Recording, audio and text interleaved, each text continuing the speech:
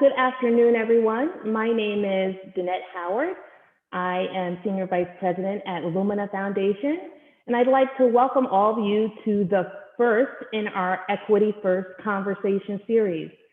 And today I am delighted, and that's really an understatement, to have as our guest Dr. Ruth Simmons, who is currently the president of Prairie View A&M University in Texas.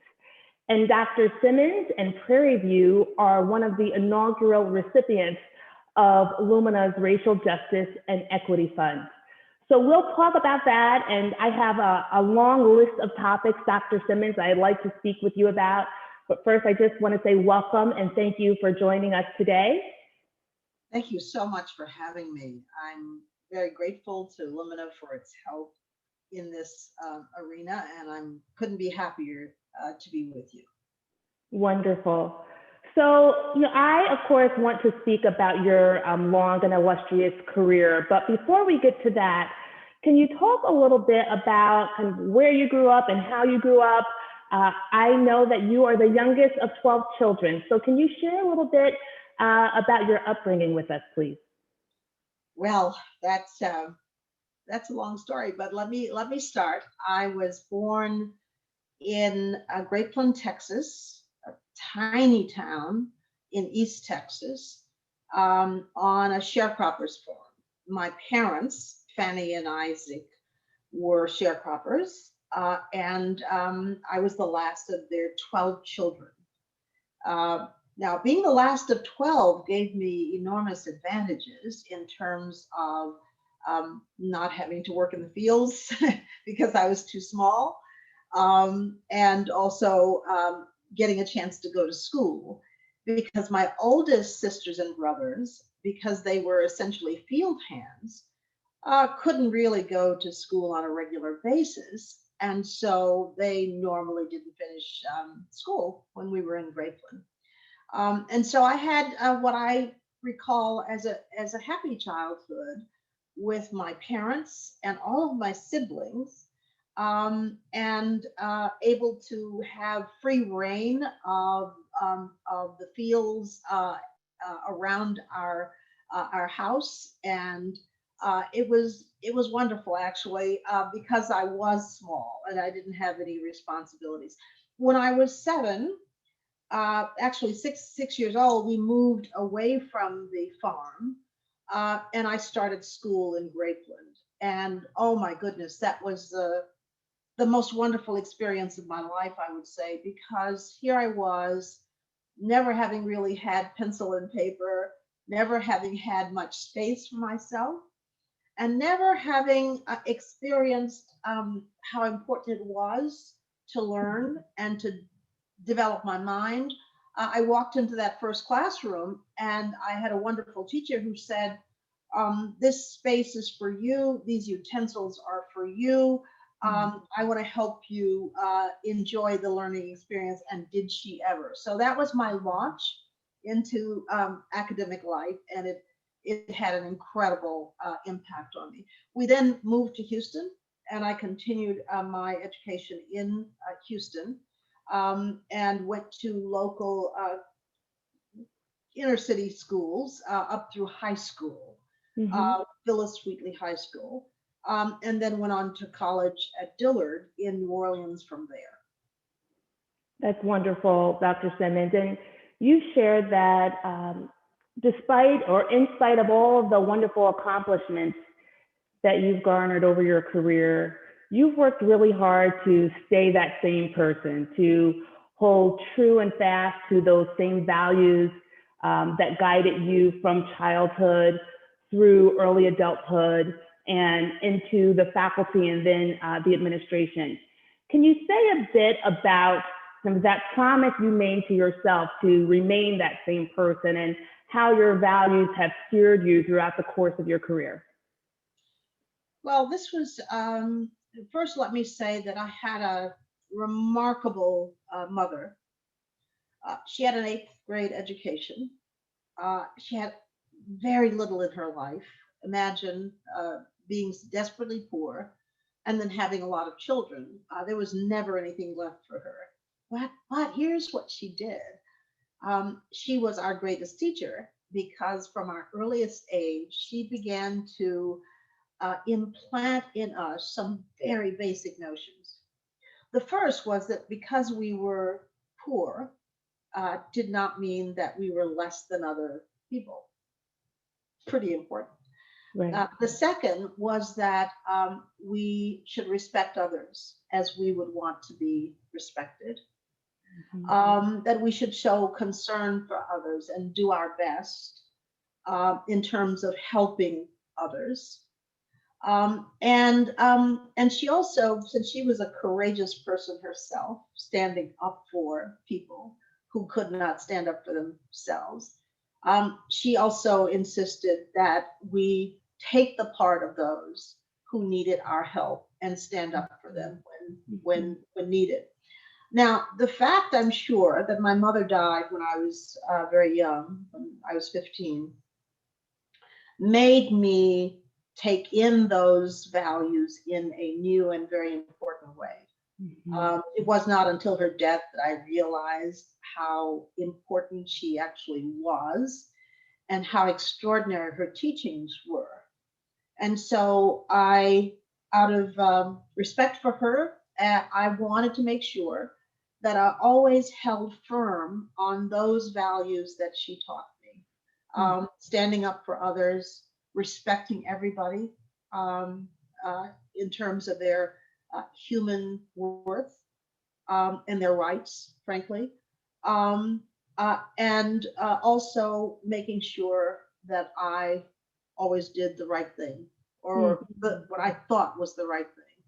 Mhm. So this guided me, a young person without a mother, Mhm. going off to college, facing all these new experiences for the first time, encountering the white community, and studying at Harvard and going to France and studying all of these different environments that I was in to maintain my equilibrium as a human being in the face of Mhm. all of that. It was important for me to hold on to something. And what I held on to was my mother's teachings. And it turns out that all of the things we're talking about today in terms of justice, Mhm. uh, they're exactly the things that this eighth grade educated woman understood profoundly and that she endeavored to teach all of her children oh so long ago.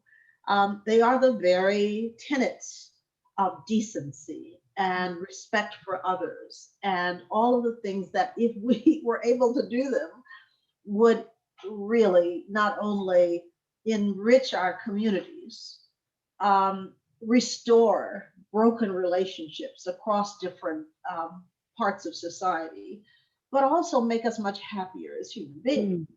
So I'm very grateful to her for what she gave me. Right. Well, thank you for sharing that. And, you've said multiple times that your mom taught you to stand up for what was right and to stand up for others. And you certainly carried that with you into your collegiate years at Dillard University and HBCU. And then you went on to do your graduate study at Harvard University and then assumed a position as a faculty member.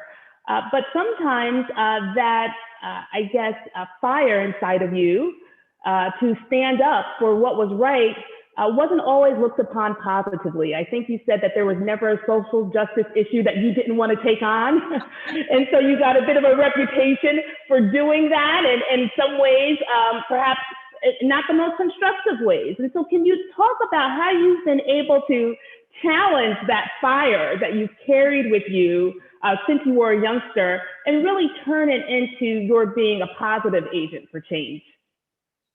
Yeah, I think this it is true of sometimes of activists Mm, because they care so deeply about the work that they're doing and believe so passionately in what they are advocating mhm, that they can appear to be arrogant and poor listeners and not willing to work with others to accomplish their goals. So one of the first things an activist has to do is to balance that passion Mm. and that deep belief with other values of similar importance, such as the empowerment of others, the importance of listening to others, and the importance of working with others. Those are things that I had to learn as a young professional because I was so fierce in telling everybody what was wrong, what they were doing wrong, what Mm. was the right way of doing things. I did not take the time to listen to what others thought. But happily, at some juncture, I realized, well, gee, I wonder why I'm not having much of an impact. Mm. Why aren't they seeing the value of what I'm saying and what I'm advocating for? And then it finally occurred to me that my manner was entirely wrong. And so I worked hard to temper my approaches to these questions. And I began to incorporate some fundamental elements. The first was to shut up. Nobody wants to hear a Cassandra every day in, in the workplace, right? Um, if things need correction, you don't need to say it 100 times. And so I began to prioritize what it was that I thought needed to be said and what needed to be done, because obviously there's some ills that are so crippling and so pernicious that Mhm. you ought to devote your attention to those over the small things that you might let go sometimes. So I learned to prioritize. I learned not to speak out on everything, but on Mhm. the things that I thought I had a more powerful voice and more knowledgeable voice to speak out on. And then I turned to practicalities in terms of not just being a voice, but also Mhm. doing things. And so I started to develop ideas, things that I thought would be a better option, not just saying this is not working, this is not a good approach, but in fact to build a different approach and then present that to people and to seek their input on whether or not my ideas were sustainable. And Mhm. so, yeah, but it took me years to learn that, I have to say. I was well into the middle of my career before it dawned on me that I was going about it all wrong. So, Right, right. Well, such important lessons for your students, of course, for new professionals, but really for all of us who are hoping to be effective as we advocate for the issues that we care so much about. So you were able to kind of turn the corner and become effective in your role as a change agent and as you were a faculty member and then a dean. You moved up in your career to become a provost. And then you became the thing that you said you never thought you'd become, and that was a college president. And it's not hyperbole at all to say that you are a history maker, having become the first African American to serve as a president of an Ivy League institution when you became the president of Brown University back in 2001. You retired, Dr. Simmons, and then about 7 years after retirement, Prairie View A&M came calling, and you answered that call to become interim president and then president, now president. Tell us why you left retirement to serve at Prairie View A&M. well, I was very happily retired, I have to say, because I imagine retirement not so much as an opportunity to rest and to relax on the beach. I saw it as an opportunity finally to engage in the kinds of things that I would love to be able to do, Mm, things that were meaningful to me, things that were associated with my community. Because what I did, having been away from home since I was 17 years old, mm, I finally returned home. And returning home to me was coming back and doing the kinds of things that I thought my community needed. And so that's what I had anticipated doing, and I had begun to do those kinds of things. Mhm. I was uncomfortable in the spotlight, frankly, as president. You know, a lot of people say the presidency is a fishbowl, um, and that's very true. People, I remember being shocked when I became president that people actually commented on my clothes, Mm. that they noticed and reported to people when they saw me in the grocery store. I mean, what is that all about? So the notion that everybody is paying attention to you, where you go, what you do, what you wear, what you say at any time, that was really unsettling to me, and I never quite got comfortable with that. So the other aspect of being retired was the invisibility, the fact that I could go anywhere, especially since I was no longer in Providence, and people here didn't know me because I had left when I was 17, so nobody knew me here. I could go anywhere, and I wasn't disturbed. People didn't notice, they didn't care really, and so forth. Um, One day I was approached about coming to Prairie View and filling in for a time. And when I was first heard the idea, I thought, boy, that is a ridiculous idea. I'll never do that. And I was thinking, of course, that I would never work again in a full-time position. That was my thought. But they very cleverly took me to campus under a shroud. And as I went around the campus, these memories flooded me. The Mm. fact that I left at 17, uh, through the good offices of teachers and funders who gave me a chance to go to college.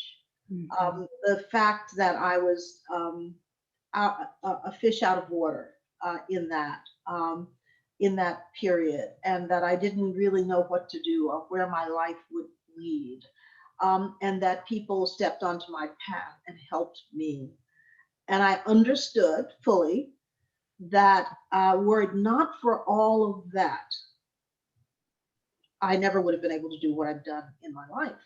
Right. And I thought, I owe something for that. And so as I saw the students walking about the campus, I saw myself. And I thought, there are things that these students can do. They have no idea right now, as I had no idea at the time, where life could take me. Mhm. Um, I knew that they similarly didn't have any idea of their potential and the wonderful things that they could do and the happy lives that they could live. And so I thought, well, surely I could give some of my time to this. And so that's how I was talked into it. I just thought, how how how bankrupt would I have to be as a human being not to do that little thing they were asking me to do. Of course, it wasn't little at all, because then it was, we want you to stay on for longer. Right. But initially, it seemed like such a small thing to do, and I'm glad I accepted, because it is in some ways the opportunity of a lifetime. Mm. Because I have always worried about uniting the parts of my identity and my experience. And if Mhm. you look at my career, I've always done that. So I was at Princeton, but I left Princeton to go to Spelman, right? And Mhm. then I went back to Princeton after that. So I've always been someone trying to find a way to reflect who I am in all the parts of me, because a kind of unified self has been important to me, to be the well integrated person that I want to be.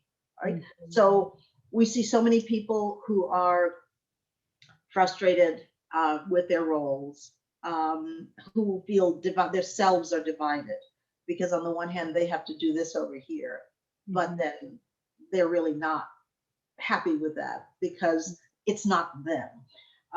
So what I've tried desperately to do wherever I've been is to remain that integrated self.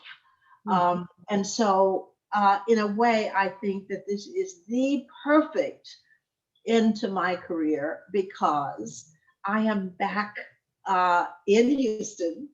I Mhm. am working with young people just like me, and I'm trying to add some value to what they may be able to be exposed to at Prairie View. And that feels wonderful to me. Yeah. And that sounds wonderful too. I love and appreciate the intentionality of the integrated approach to your career and everything that you've done. So I want to talk a little bit about how Prairie View A&M came on our radar at Lumina Foundation just as we were launching the Racial Justice and Equity Fund. After the murder of George Floyd, you wrote an open letter to your students, your campus, and really the entire community. And I'd like to read an excerpt from that letter. You said, as president of Prairie View, I fear for our students. Hopeful and aspiring, how will they react to the damning narratives of recent instances of African American men and women betrayed by the history of the country they love? How will their futures be affected by the events unfolding across the country? Will those who are African American, Latino, Asian, gay, bisexual, and transgender be ever afraid to encounter police as they go about their lawful activities? Will our white students, faculty, and staff understand their duty and opportunity in such a time as this? You go on to say, these and similar questions have kept me awake through these tumultuous days. However, it has been my practice for all of my career to confront problems by asking what can be done. And then you follow that with a series of proposed actions. Dr. Simmons, just tell us what you were feeling and thinking when you penned that letter to your campus. Well, I can tell it was very emotional because I'm almost crying hearing you read it, frankly. Yeah. Um, uh, how how disturbing it was for me with my history to see that my country was still engaged in the same activities that had betrayed my parents and their parents before them, and Mm-hmm. of course me in my childhood. I was fearful for my students, fearful for the country, uh, struck by how little progress we had ostensibly made, and Mm-hmm. frankly, quite perplexed by it. How could it be that a country with all that we have available to us, how could it be that we would be still wrestling with the same racism that has plagued us for so many years? Mm-hmm. Um, and so that's what was haunting me. Mm-hmm. Um, but again, it was haunting me. But sooner or later, whenever things like that occur, I always turn to yes, but no, enough of that. Right. What should we do? And so I've been thinking, what are some of the things that I can help? How can I help our students? Mm-hmm. What can we do at Prairie View that will play our role in shaping the future for these young people? And so out of that came the ideas that I expressed in that letter. One was, what part of the problem is we just don't understand the legacy of race in Right. this country. Why don't we understand it? Because it's the third rail. We never talk about it. We don't introduce it to our students so that they understand what has transpired before. And so the first thing I called for was a course that students took to help them understand the country that they live in, not in any way to denigrate the country, but to Mm-hmm. help them understand why it is that they are being stopped on the freeway for some trumped up reason. If you're a young person, how do you understand that? And so on. So I thought context would be very important to them because I felt in my life I didn't get that context when I was growing up. It was not until I was well into adulthood that I came to understand the scope of what we were dealing with, and the various reasons for the history of it. And so something as simple as the fact that at a particular point, Great Britain, because of fashions that people were wearing in Great Britain at the time, needed more cotton because that commerce was very strong. And so they called for more cotton grown in the United States because I mean, you're not growing cotton in Great Britain. And so what happened? Well, that became a very interesting way for many planters to make money. And so the commerce in cotton started. But you have to have somebody who can plow the fields, pick the cotton, and so forth. And so, what are you going to do? You're going to bring in people and force them to do it, and so forth. So this is something that so many people don't understand. The economic circumstances that drove a lot of the decisions that got made. But once you make those decisions, and you now have a commerce in human beings, you have to start justifying why you have a commerce in human beings. The only way to do it is to make the people who are doing that work inferior. And Right. so they're not human beings, therefore, it's okay to exploit them and so forth. It's the entanglement of the racism in the country in these kinds of issues need to be understood by people. And it needn't make them angry, but it helps them to understand context. Here's the other context for it. For so many years in our history, African Americans were deeply self hating, and many are even today, Right. because you can't keep saying that someone is different, ugly, inferior, stupid, without that having an effect. And think of the effect that that has had on children over a long period of time, on the way that they think about themselves, on their self identity, and so forth. So that was important. That course was important. I also thought it was important for us to acknowledge that people have been working on this problem for a very long time, and with some success. And so I wanted our students to have access to activists so that they would come to understand how they can in their own lives not feel powerless, but to do as I did and say, okay, now what can I do to solve this problem? So that interaction with active, because the academy is really not about activism; it's about thinking. It's about scholarship and so on. So the idea of bringing activists into the mix is very important because the how to is a very important component of empowering people. Um, Right. and then I wanted to acknowledge how outstanding students are who begin that work during their college years. And so I wanted to create a prize for two of our alumni who had been grievously hurt by police. In the one case, Robbie Tolan, who was shot in the driveway of his parents' home because the police erroneously thought he had stolen the car he was driving. And then I thought of dear Sandra Bland, who was an activist, and she was on her way back to Prairie View to take up a job at Prairie View, and she was stopped just outside the gates. And we all know that she was sent to jail, and she was found dead in her jail cell. These are painful, painful things to think about. But how do we make it something that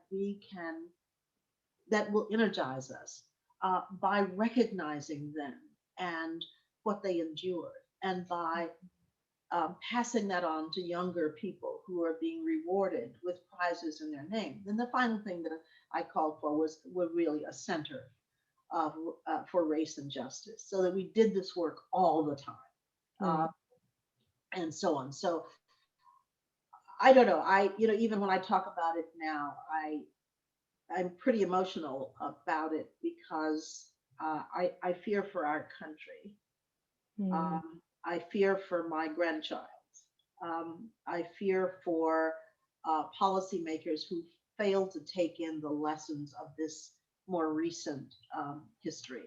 Um, because if we do not, if we turn away and do not engage deeply with these issues of justice now, there's nothing pretty waiting for us in our future. It will come to haunt us again and again and again. Yeah, and that's why, the work that you're doing and that your campus will be doing is so important, Dr. Simmons. I remember when I read your letter, which was also very moving for me. I think I called you on a Friday and asked you if we could get a proposal. And I said, well, who can I work with to get this done? And you said, me, I'm writing the proposal. I'll get it to you by Monday, which you did. You did. And so we're thrilled to be supporting three elements that you just described: the activists in residence, the Sandra Bland and Robin Tolan student prizes, and also the Center for Racial Justice and Equity. And I'd be remiss if I didn't say that you recently received a $40 million grant that will allow the center to be named in your honor, which is wonderful. So we look forward to the ongoing partnership with Prairie View. May I just correct that? Oh, please. The gift that we received is not actually connected to the center. Oh, okay. And it is an unrestricted, incredibly generous gift, unrestricted, to invest wherever we need to in the university. So we're very, very grateful for that gift. A previous naming gift was made by Mr. Charles Bott, who wanted to name the center for me. And so that's what caused my name to be attached to it. Okay, thank you for that correction, Dr. Simmons. I appreciate it. Could I also ask you, how on earth did you get my letter, which was really rich? That's a great question. So, the timing was perfect because we were just launching our Racial Justice and Equity Fund, and I work with a small team of colleagues, and we were all really scouting to see what sorts of efforts aligned with the criteria that we set out for the fund. And I mentioned that Dr. Catherine Weedle, who is one of the strategy officers on the team, was doing some research for various HBCUs and different efforts that were underway, and she came across your letter. So it is because of her excellent investigative research that we found you, and that we were able to see that there was clear alignment between what you were doing and what we hope to accomplish with the fund. I'm grateful for her research. Absolutely, yes. So I have one more question before we turn it over to the audience for any questions that they might have. And that's really a higher ed specific question. You've been now at Prairie View for over 3 years.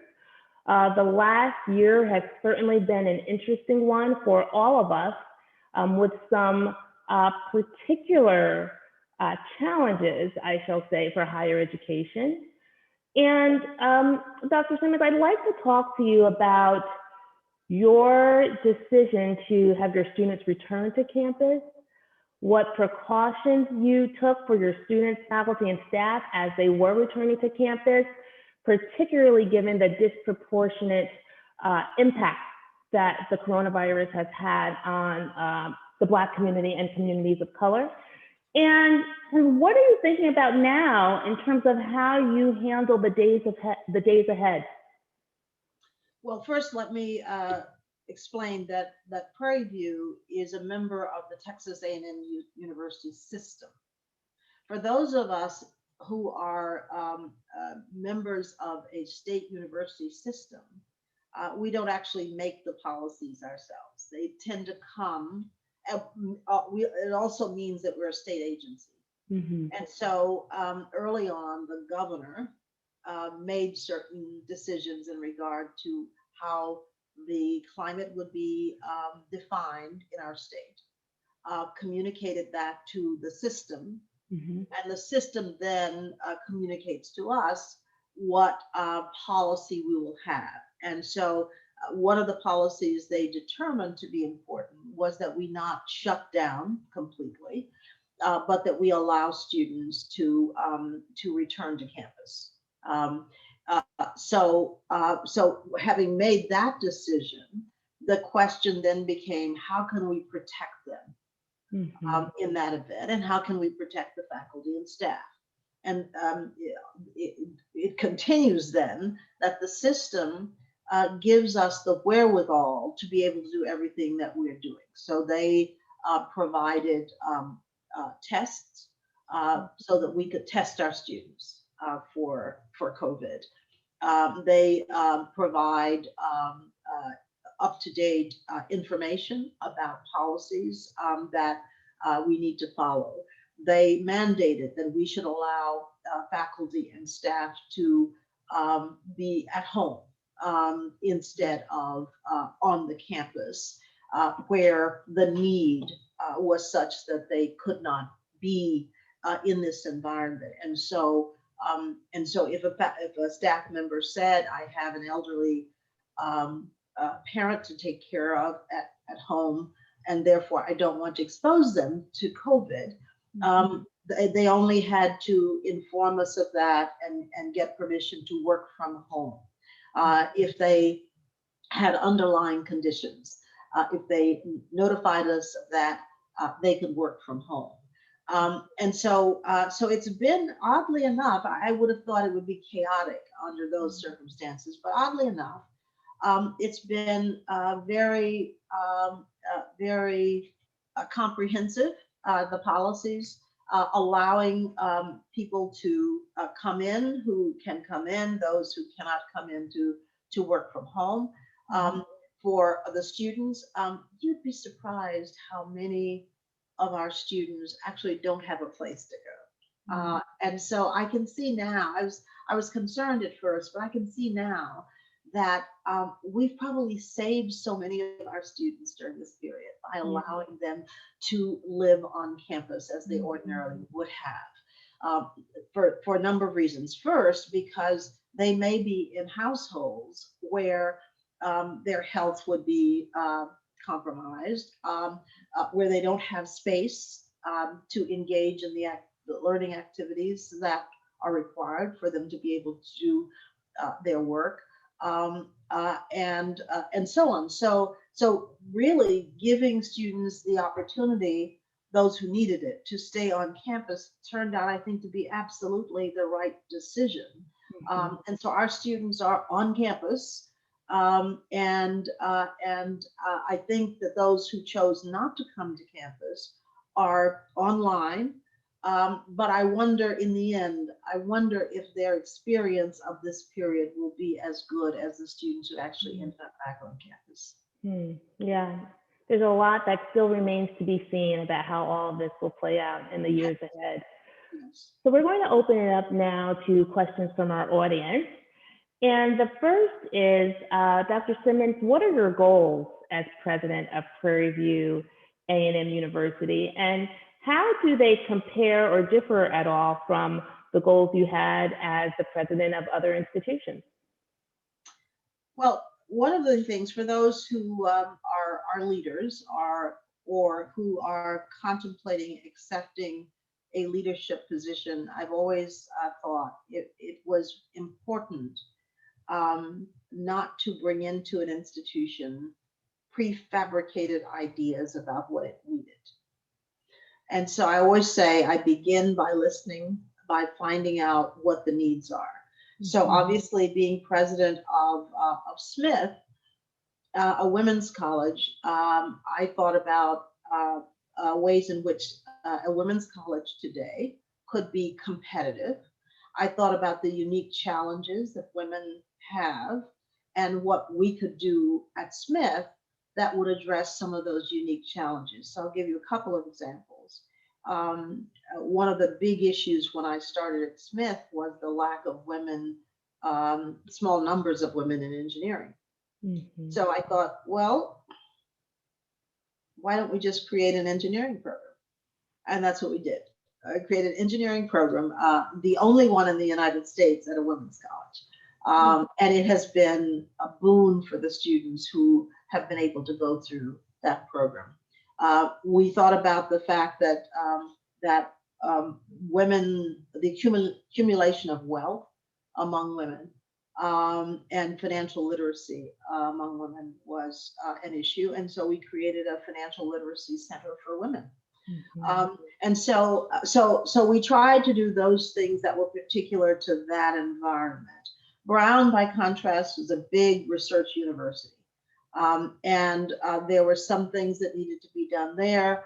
I didn't know that until I went to Brown and spent some time there. The first was that it wasn't need blind. And that was, to me, the first and most urgent task, Mhm. is to make the university need blind so that any student could go to Brown without worrying about whether or not they had the means to go. Right. I thought that we should have a public health school, and I pushed for the establishment of a school of public health.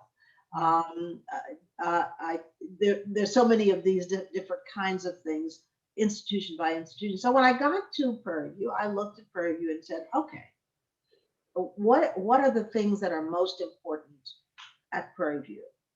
Number one, that the students have access to the same high quality education that students at Brown have. I don't want to see any president of any institution saying, well, my students, can settle for second best. They can do with less. I Mhm. just don't buy that at all, because one of the great things about the country is that I defy you to predict where people can end up in this country, right? So Mhm. you can be born in a shack on a sharecropper's farm, right? Have very limited educational opportunities and still end up president of an Ivy League university.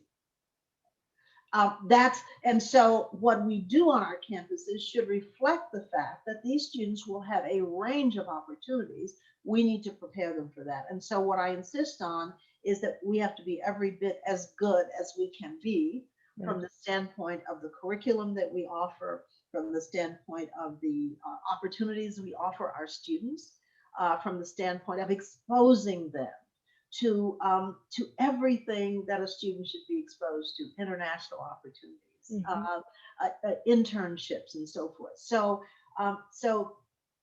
initially, when I came to Prairie View, people kept asking me, "Oh, gee, it must be very different for you at Prairie View, because you were at an Ivy League university." And I really was offended by that, and Mm. explained that, don't you dare say that to me. There's a little bit of my younger self that's coming back. That's it. Um, That's it. don't you dare say that to me. Don't you dare suggest that the opportunities for my students at Prairie View should be less than the opportunities of my students at Brown, because I will not. I will never accept that. So my task at Prairie View is really to to to really focus on the faculty, on the curriculum, on what students have available to them, Mhm. in every dimension, and then to put the university on very firmer footing financially, so that the Mhm. flexibility is there to build programs like the center.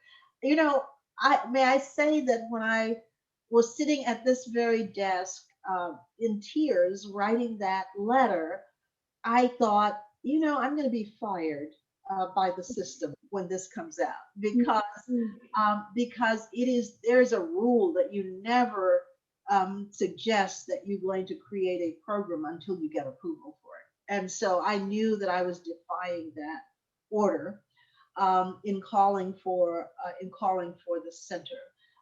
But that's what we have to do. We have to find ways of creating these structures that will help our students. And a bureaucratic structure where it takes a lot of time, a long time to get things through the system, is can be crippling.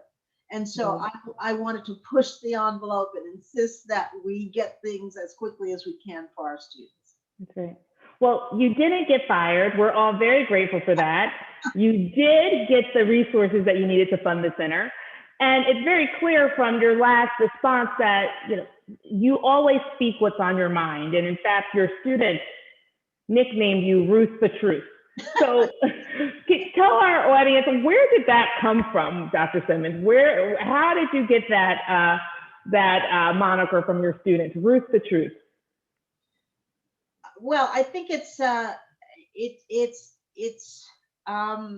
one particular student who was the president of the student government at the time we arrived. And I said some pretty harsh things when I arrived at Prairie View. That is to say, some people would have thought they were harsh. One thing I said is that how can you be an African-American, predominantly African-American university and not even teach African-American studies?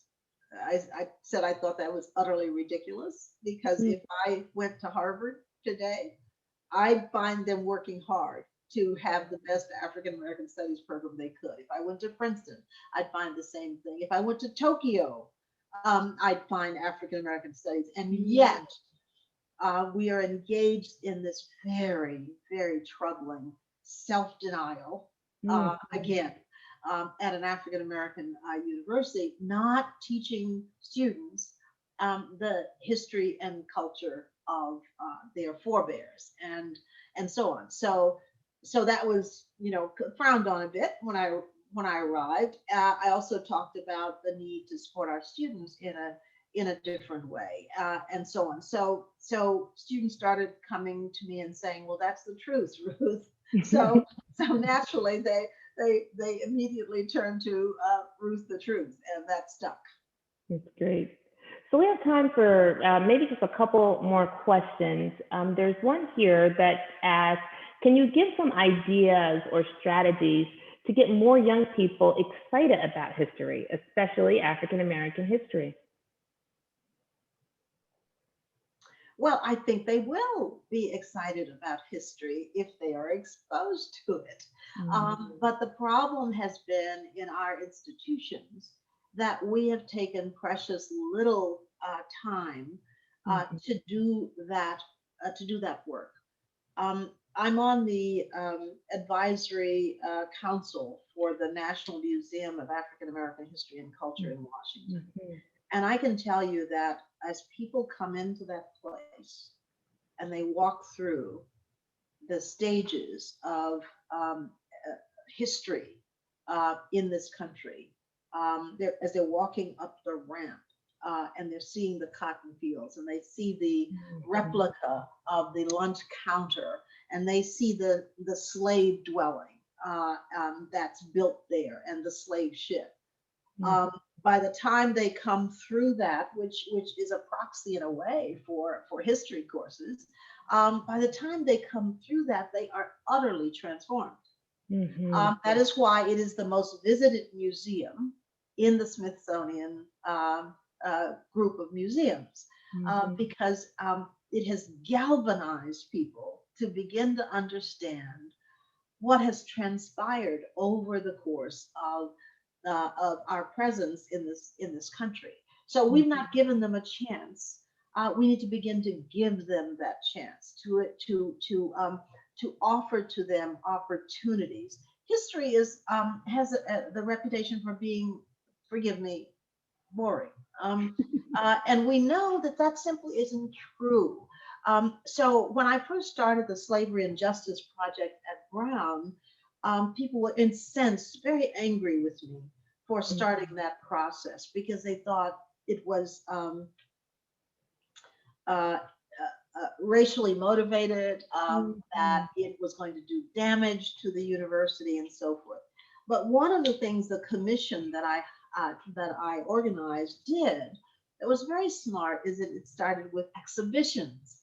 Those exhibitions actually brought out artifacts, historical artifacts, and talked about those artifacts. And so here was the actual log ship of one of our founders from a slave ship, and so on. And you could read about what happened to those who perished at sea.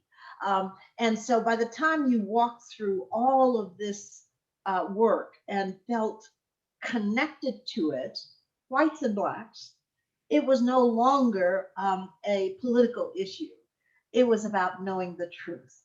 And so I think when people are connected to history in that way, they have to be excited about it. They have to be involved with it. One of the first things that I did when I came back to Texas was I set up a place in my hometown of Grapeland for families around the region to come and to research their histories, so that everybody could begin to understand where they came from. Because when I grew up, blacks and whites would pass themselves in the streets, and they were obviously related, but nobody spoke of that, and nobody could trace it. Exactly. We are very foolish as human beings, and being afraid of, sometimes afraid of the truth. But they say the truth will set you free. If we want to be the happy country that we desire to be, only the truth will get us there. Yes, yes, thank you. So, Dr. Simmons, I think we have time for two more questions. I'll take one for the audience, then I have a final question for you. The question is, what advice would you offer to higher education professionals who are responsible for leading equity and inclusion efforts in higher education? There are still difficulties in leadership support and holding institutional leadership accountable for equitable outcomes. I would say that such individuals have to have dual personalities. On the one hand, they have to be fierce. They have to be, which means that they have to consistently pierce the veil and not let people get away with what I call stupid things. It absolutely important that person be the truth teller. Yeah. Okay. Oh, we'd like to do this little symbolic thing over here, and people will think it's great and so forth. You have to pierce that. This work is about going deep. Okay. It is not about being superficial. So that's one part of your personality, has to be incredibly persistent and fierce, and so that people say when you come, they see you coming, oh my God, here he comes, here she comes, we know what we're going to get. I remember the very empowering moment when I decided to stop talking so much, and people took up the cause. I didn't realize the power of that, and so people started saying, if Ruth, what Ruth would say is, it has to be done this way. Okay. So what you're trying to impart, without saying it all the time, is the standard that you carry with you for this work, that it must be honest. It must be transparent. It must be deep and passionate, and it must be respectful of everybody. So you carry those values with you, you fight for those values, and what you want is eventually for other people to start saying, okay, that person would say this is what must guide us. The other part of your personality must be the sweetest person in the world. Okay, so to help the practices that you want to enact go down well, you have to be a good colleague. You have to be someone who has a sense of humor. You have to be someone who can appreciate levity. You have to be someone who embraces people. So the best thing, one of the things that helped me enormously was that, I was a Southerner, which meant that hugging people was perfectly okay, even if they were absolutely on the wrong side of an issue. And so And so I remember I used to go into the dining hall at Brown, and everybody understood when I walked into the dining hall, a line would form, and the students would come up one by one to get a hug. Okay. Mm, And what I said when I was on the Princeton board, when they were asking, what is it that students want? They're at Princeton. Why aren't they happy with this? This is minority students who were demonstrating. I said, because you're withholding from them the things they really want, and that is they want, like everybody else, they want an embrace. mm, And so you have to give that embrace just as you're trying to get it for your students and for your employees and everybody else. You have to be one of those that who models that behavior. Be kind, be generous, listen to people, and so forth. And if you have that duality, you'll get a lot farther than just pressing forward on the righteousness of diversity and inclusion. That's wonderful. Okay, final question, Dr. Simmons. That was the one of the fastest hours I think that I've ever experienced. But here we are at the end of our time together. And so we've spoken about some of the challenges that are facing our nation. Along with those challenges, perhaps come some opportunities. But I've heard you talk about the need to be realistic about what can be accomplished and the time frame in which that can be accomplished. We talked a little bit about that in our prep call. And so I'd like for you to reflect on that, but I'd also like to hear what gives you optimism about the future as you think about your students and the lives that they will lead and the work that they will do and the community and the legions of change agents that are out there taking up the cause. What gives you hope? Well, I'm hopeful because of the profession that I'm in, for sure. Because I get to see what's coming because of the students that I have a chance to interact with. And one of the things that I know as I see these students, I know that they will be persistent in seeking justice. I know Mm, that. I know that there are people learning in new ways what our history has brought about, and that they are taking a stand to mhm, help bring about change.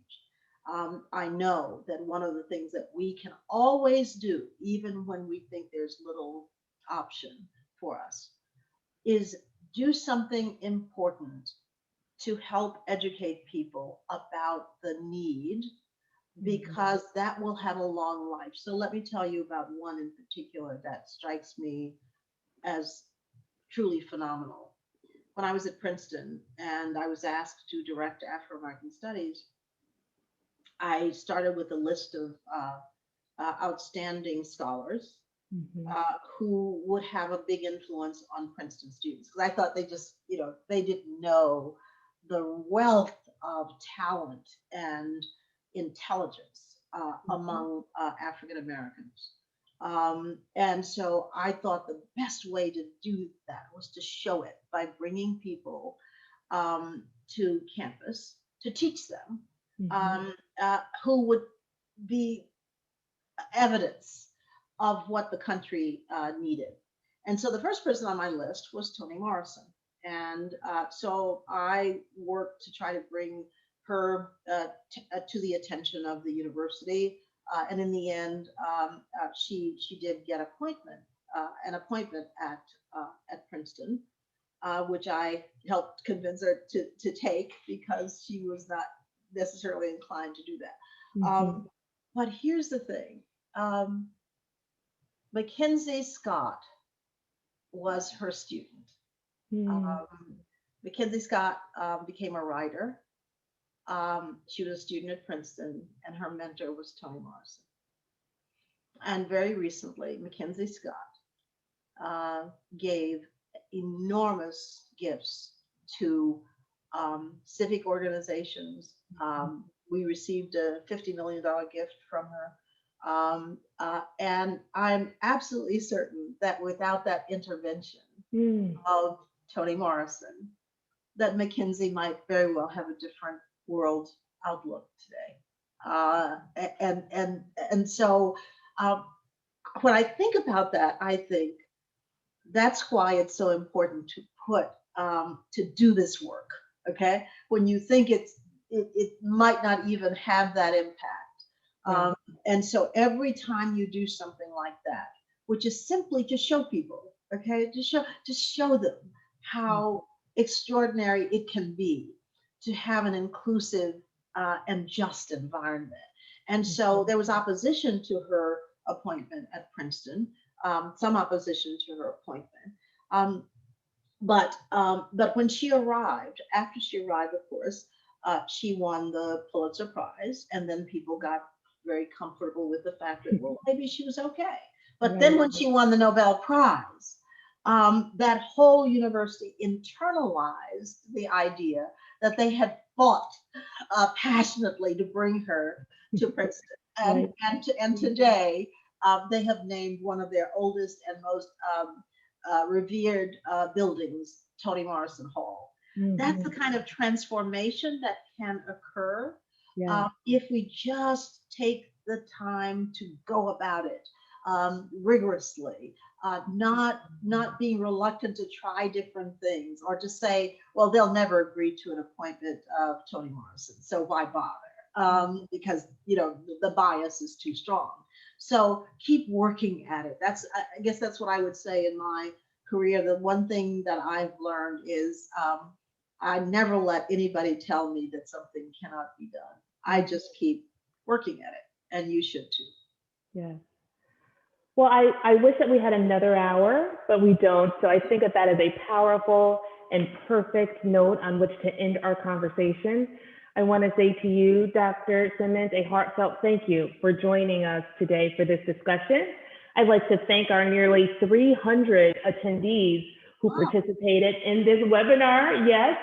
And I hope that you'll all join us for our next installment in our Equity First conversation series. Thank you and have a great afternoon. thank you. Thanks to everybody for listening in. Bye bye. Bye now.